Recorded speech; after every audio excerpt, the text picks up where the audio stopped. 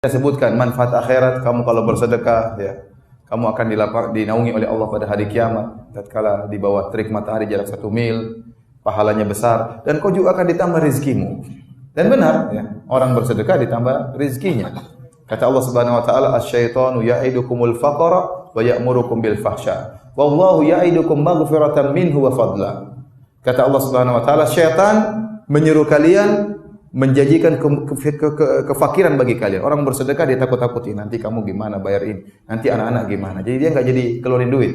Padahal duitnya ada, tapi ditakut-takuti oleh syaitan. Kata Allah, "Asy-syaitanu ya'idukumul faqr." Syaitan menjanjikan kefakiran bagi kalian. Wa ya'murukum bil fahsya, dan syaitan menyuruh kalian untuk berbuat kekejian. Allah menamakan pelit itu dengan keji. Allah menamakan pelit dengan sifat apa? Keji. Orang yang pelit itu keji. Kenapa dia pelit? Duitnya ada, ya. Kenapa dia pelit? Bagi-bagi sedikit ke rezeki dari Allah. Kenapa? Kenapa tidak mau dilakukan? Ini orang yang keji. Kemudian wallahu ya'idukum maghfiratan minhu wa fadla. Dan Allah janjikan bagi kalian kalau kalian bersedekah, pertama ampunan. Yang kedua fadla, tambahan.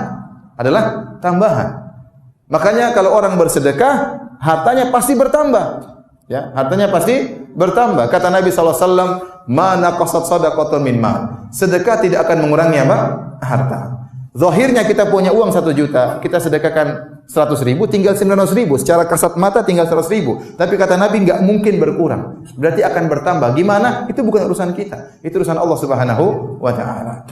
Oleh karenanya Allah menamakan orang yang menyumbang, dia memberi utang kepada Allah. Kata Allah, "Man dzalladzi yuqridullaha qardan hasanan fayudha'ifahu lahu adhafan katsira." Ya, barang siapa yang memberi pinjaman yang baik kepada Allah, maka Allah akan lipat gandakan balasannya. Berarti Allah bermuamalah dengan kita dengan riba. Ya tidak? Ini riba yang boleh. Kalau kita kasih sumbangan sama Allah, Allah balas dengan apa? Riba. Allah janji, saya akan kasih riba bagi kalian, tapi ini riba yang halal. Riba yang halal. Bahkan Allah menamakan dengan pinjaman. Kenapa? Kenapa Allah namakan dengan pinjaman? Supaya kalian yakin pasti dikembalikan. Kalau kita kasih pinjam sama orang kaya, ada orang kaya butuh sama saya. Firanda, saya butuh uang sama kamu. Kita tahu dia orang kaya, punya hotel. Kebetulan lagi safar, nggak bawa duit. Mau pinjam berapa, Pak? 1 miliar. Kalau saya punya uang, saya kasih. Karena saya tahu dia pasti bisa kembalikan. Karena duit dia triliunan. Tapi kalau orang miskin pinjam uang, Ustaz Firanda pinjam uang. Aduh, tunggu ya, saya lihat dulu ya. Karena saya ragu dia bisa kembalikan atau tidak. Paham? Saya ragu.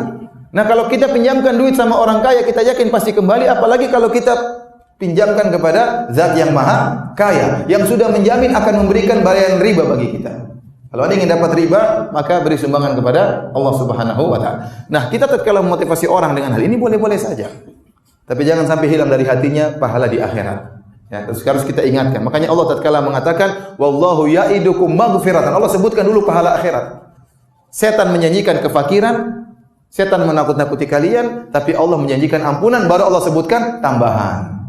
Jadi harus ganjaran akhirat didahulukan, baru kemudian ganjaran apa? Duniawi.